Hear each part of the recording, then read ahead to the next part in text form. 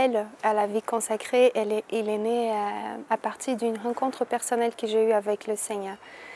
Parce que ce n'était pas dans mes programmes de vie, de devenir consacrée, de donner toute ma vie au Seigneur, de partir en France ou ailleurs, voilà.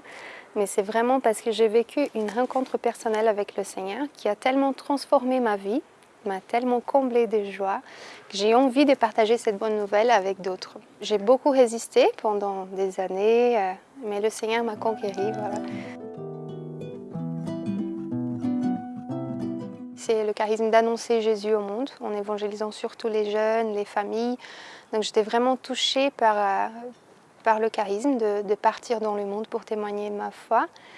Et après, la première fois que j'ai rencontré la communauté, j'étais très touchée par la joie. J'ai vu des jeunes qui étaient vraiment comblés de joie et ça m'a énormément touchée. La simplicité, ils avaient une vie très simple, une vie de la providence. Et aussi l'amour fraternel. Ils avaient un vrai amour entre eux qui ça m'a beaucoup touchée. C'était un temps vraiment où le Seigneur m'a un peu modélée, si je peux dire comme ça, voilà, m'a formée. Et quelque chose qui m'a beaucoup frappée dans mon noviciat, c'était un témoignage des sœurs chinoises que j'ai rencontrées. Voilà, parce que des fois on peut se dire que c'est un temps difficile, mais en fait j'ai rencontré des sœurs chinoises qui m'ont raconté un peu sur le temps qu'elles ont vécu en Chine et que c'était très dur, toutes les persécutions qu'elles ont eues. Voilà, elles ont traversé, elles m'ont un peu partagé toutes leurs souffrances dans leur pays et elles étaient heureuses et fidèles. Voilà. La semaine dernière, on était en mission dans un établissement. Il y avait un jeune qui nous a demandé vous priez combien de fois par jour? Et là j'ai dit mais vous savez, quand on aime quelqu'un, on pense beaucoup à cette personne. Et quand on aime Jésus, on pense beaucoup à lui. Donc je pense que notre vie consacrée, c'est vraiment une vie de prière, d'abord de cœur à cœur avec Jésus. Toute la journée, vraiment de se donner à lui.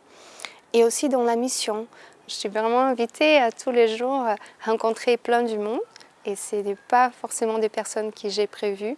Donc c'est vraiment une vie à l'abandon, à la providence. Chaque matin quand je me lève, je confie au Seigneur tout ce que je vais rencontrer dans la journée, mes sœurs de communauté.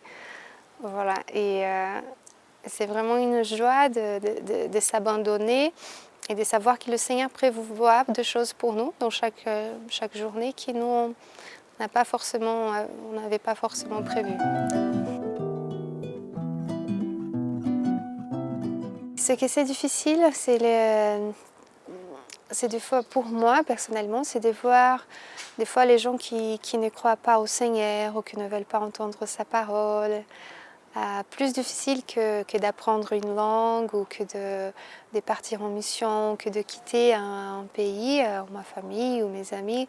Vraiment pour moi, c'est de voir des personnes qui souffrent parce qu'elles n'ont pas rencontré le Seigneur ou elles ne veulent pas rencontrer. On le voit vraiment des fois dans une vie triste, malheureuse. Voilà.